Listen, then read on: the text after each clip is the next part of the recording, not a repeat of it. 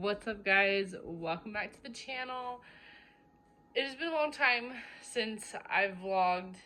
And I just feel like I've been saying that a lot in all of my vlogs because I don't really vlog that much ever since having my third baby.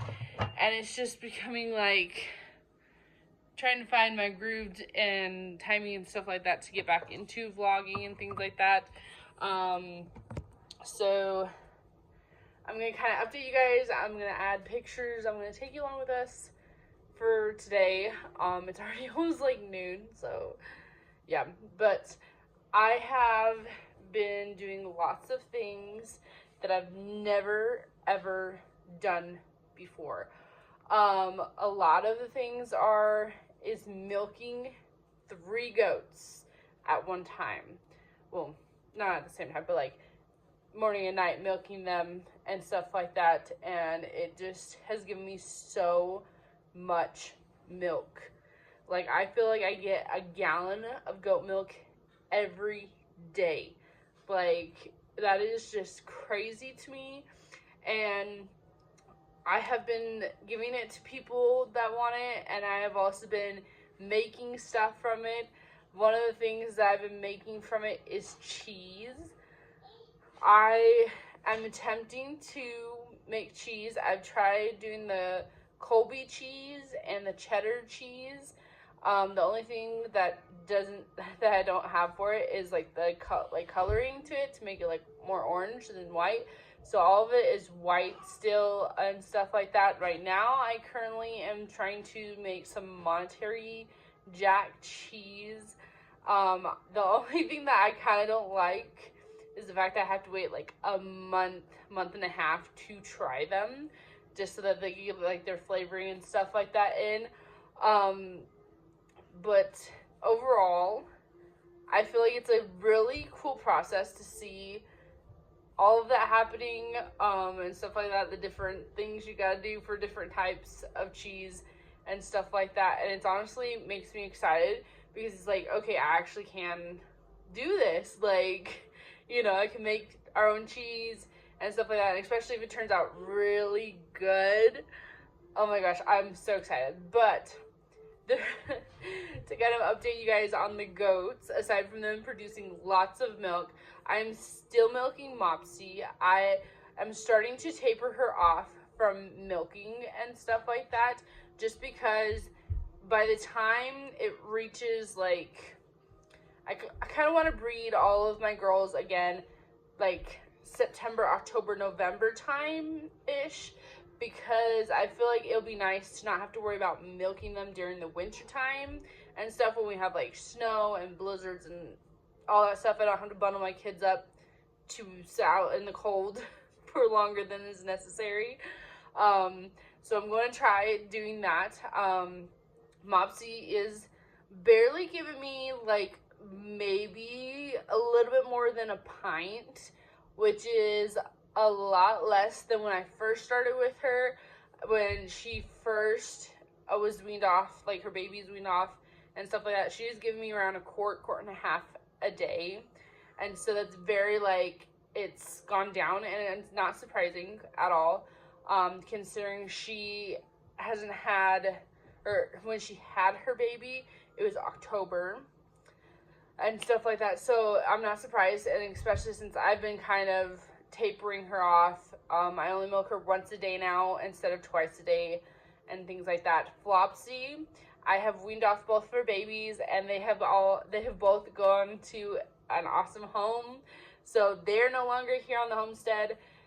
But Flopsy has been giving me at least 2 quarts a day, which is beyond crazy to me. And that's where I've been getting a lot of my milk, and why I'm saying that I get about a gallon of milk a day is mostly because of Flopsy. She, like, it's crazy to me how much milk she's given me in the time. I think I've only been milking her twice a day since the 19th of May, so like 2 weeks, 2.5 weeks, which is crazy to me.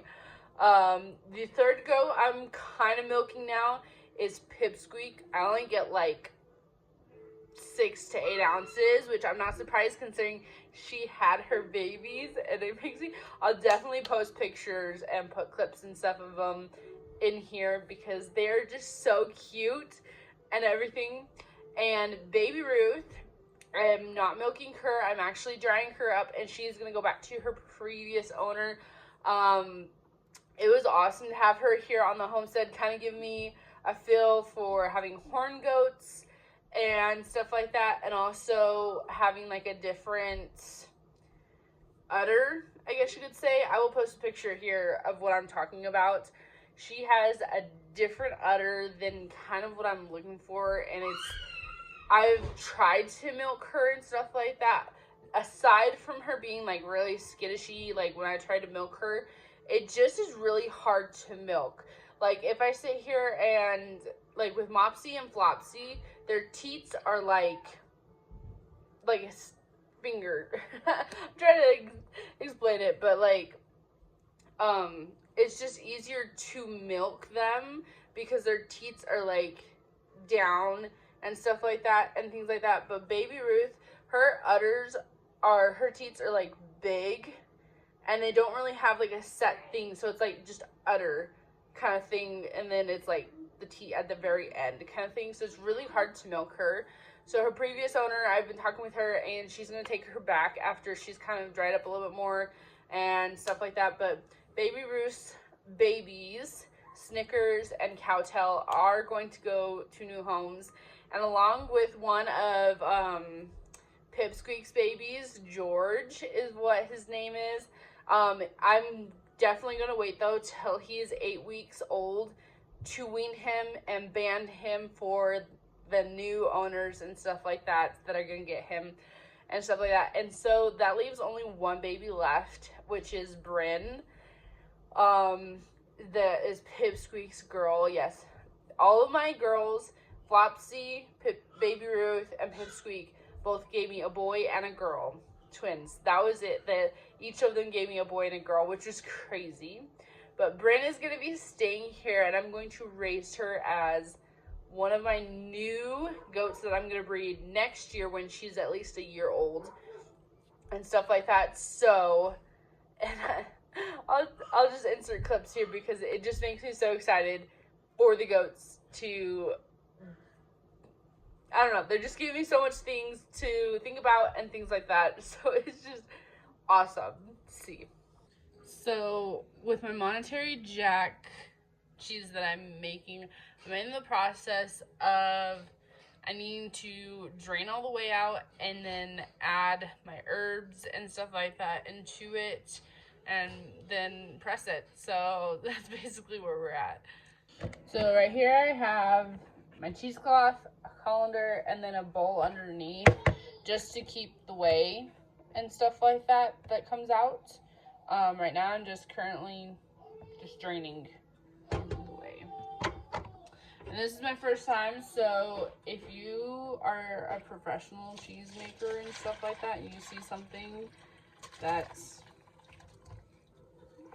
I might need to change up or something, let me know, because I'm open to suggestions and learning how, I love learning how to make things go better.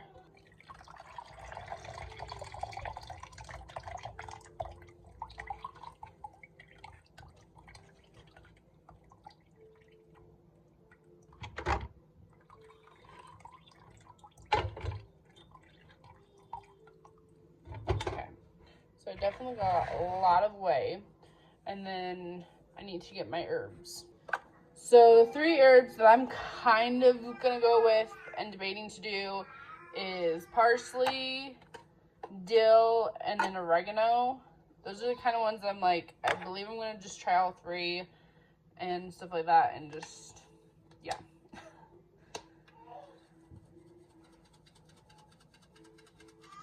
And this dill is actually from my own garden last year, so it's just in a Kroger container because they're so much easier to have than...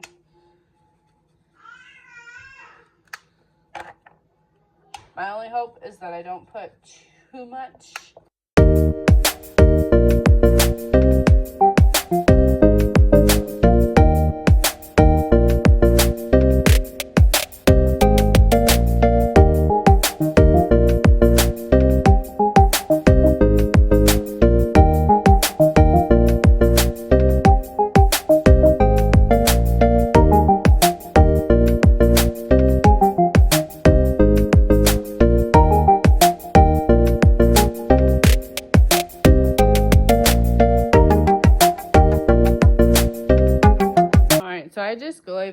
my cheese press to kind of just let the excess whey go into my sink and stuff like that. I feel like it's less of a mess to do it that way instead of just having it sit here on the counter and just make a mess and stuff like that. So that's what I'm going to do, and I have to wait for 20 minutes and then I gotta check it and flip it. So